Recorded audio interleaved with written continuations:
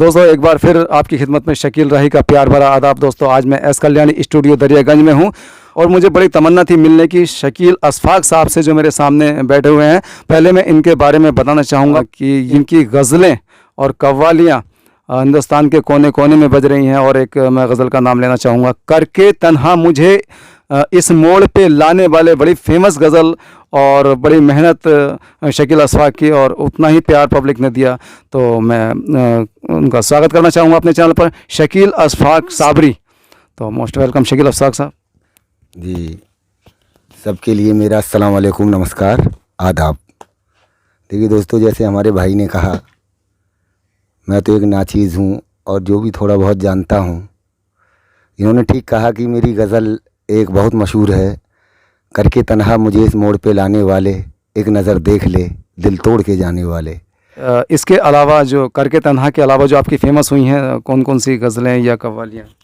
मेरे फिर इसके बाद एस कल्याणी म्यूज़िक एक चैनल है, जी जी, इन एस कल्याणी वालों का ही है। जी जी, तो उस पर मैंने गाया, एक माँ का रुतबा क्या होता है, पहचान ले रे तू, क्या बात है। हालत क्या माँ की हो गई जरा ध्यान दे रे तू। काफ़ी हिट हुआ वो, मेरा 2 करोड़ चला है उस पर और नया चैनल था। अरे वाह, अरे वाह। और फिर उसके बाद में एक वाक़या मेरा बहुत श्री कंपनी पे हिट हुआ है, यहाँ की रिकॉर्डिंग है, जी जी, एस कल्याणी की, गरीब की बेटी।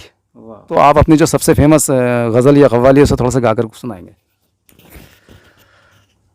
चलिए मैं आपको ये गज़ल सुनाता हूँ।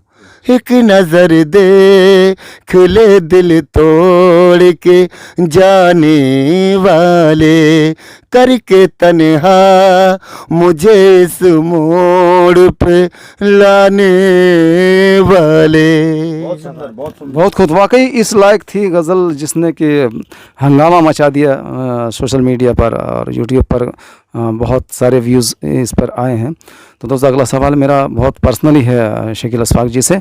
तो अपने बारे में कुछ बताएंगे, कहाँ के रहने वाले हैं और अपने संघर्ष जो किया, कब से गाने का शौक़ आपको हुआ? मैं डिस्ट्रिक्ट बदायूं से हूँ। जी जी, और जो हमारे हिंदुस्तान के मशहूर फनकार तस्लीम आरिफ साहब हैं, उन्हीं के जस्ट बगल में ही 3 किलोमीटर दूरी पे मेरा गांव उरैना है। हाँ, उरैना।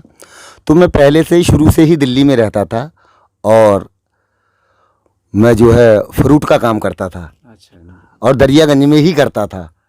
हाँ, दरियागंज में ही फ्रूट का काम था मेरा। और शौक़ ये तकरीबन मुझे 6-7 साल की उम्र से है और मैं कोशिश करता रहा, सुनता रहा लोगों को। फिर मुझे पता चला कि ये यहाँ पे एस कल्याणी स्टूडियो है। मुझे यही पता नहीं थी कि ये एस कल्याणी स्टूडियो में, मैं यहाँ से गुजरता था तो आवाज़ आती थी, मुझे रिकॉर्डिंग की आवाज़ आती थी। तो मुझे ये पता नहीं थी ये स्टूडियो, में सोचता था यहाँ क्या गाना बजाना होता है। तो एक बार मैं गेट खोल के अचानक इस स्टूडियो में आ गया। ये हमारे सर विजय पवार जी बाहर बैठे हुए थे अपने ऑफिस में, जी जी, जहाँ सारे लोग बैठते हैं। अब ये लाल बल्ब जल रहा था। क्या हुआ, मैं चुपचुपाते आया, उसी में घुस गया दरवाज़ा खोल के। अब ये हमारे विजय पवार जी पीछे से आए, ये मुझे चुपके से पकड़ लाए बाहर और बोले आप कहाँ रहते हो? तो मैंने इन्हें सारा बताया। तो उन्होंने बड़े प्यार से मुझसे पूछा क्या करते हो आप? तो मैंने इनको बताया मैं फ्रूट का काम करता हूँ, मुझे गाने का शौक़ है। तो इन्होंने कहा मुझसे कि कुछ सुनाओ। तो मैंने सुनाया। तो बोले आप थोड़ी मेहनत करिए और आप गाने लगोगे, तो मेहनत करोगे तो अच्छा गाओगे। तो ऐसे ही इनसे राब्ता बना रहा मेरा और मैं आता जाता रहा। फिर इन्होंने मेरा एक एल्बम सबसे शुरू में किया था, मेरे ख्वाजा हिंदुस्तान में, रिकॉर्ड। दो लाइन सुनाए उसकी। देश विदेश में रहने वाले आजा हिंदुस्तान में, जन्नत है मदीने में, दरवाज़ा हिंदुस्तान में, मेरे साबिर हिंदुस्तान में, मेरे ख्वाजा हिंदुस्तान में, मेरे साबिर हिंदुस्तान में, मेरे ख्वाजा हिंदुस्तान में। सोनिक से रिलीज हुई थी ना? हाँ हाँ, सोनिक कंपनी से हुई थी और काफ़ी हिट हुई थी मेरी ये सोनी कंपनी पर रिलीज़ हुई थी, बता रहे हैं। लेकिन आपकी जो गज़लें आज हिंदुस्तान में जो है सुनी जाती हैं, तो कभी पब्लिक में ऐसा आपने पहली बार कब महसूस किया कि हाँ मैं एक सिंगर हूँ, लोग मुझे पहचानते हैं? कभी कोई सामना पब्लिक में से किसी का हुआ और उन्होंने पहचाना हो आपको? तो ऐसा कोई है एक्सपीरियंस, तजुर्बा?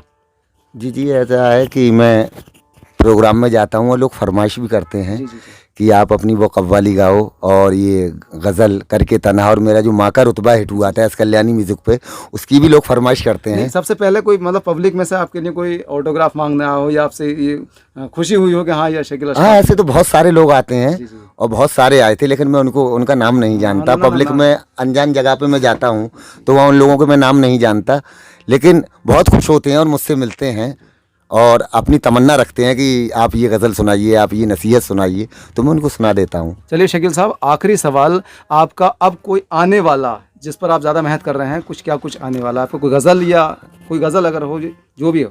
जी, अभी तो मैं ये फ़िलहाल अभी वाक़े रिकॉर्ड कर रहा हूँ मैं, और बहुत अच्छे वाक़े रिकॉर्ड कर रहा हूँ। कुर्बानी के वाक़े कर रहा हूँ, बकरा ईद आ रही है, और फिर जो मुहर्रम आने वाले हैं तो उन पर शहादत गा रहा हूँ। जी जी। तो ये मैं रिकॉर्ड कर रहा हूँ। अच्छा, ये आप खुद को एक कव्वाल महसूस करते हैं या ऑलराउंडर सिंगर? मैं देखिए, जो कंपनी मुझसे कहती है गवाने को, मैं वो चीज़ गा देता हूँ। और ये हो सकता है कि ये हमारे विजय जी को मालूम है कि 2-4 सिंगर में से ही होऊंगा जो हर चीज़ गाता हूँ मैं। हर रंग को गाते हैं, हाँ, हर रंगों को गाते हैं और हर फन को गाते हैं, वही कलाकार कहलाया जाता है। वो कोई ट्रेडमार्क नहीं है कि मैं यही गाऊंगा। गायकी तो एक ऐसी चीज़ है कि पाकिस्तान का गाना गा लो, दुबई का गा लो, बिल्कुल बिल्कुल। और म्यूज़िक की कोई भाषा नहीं होती है, सारे उन्हीं सुरों को गाते हैं दोस्तों।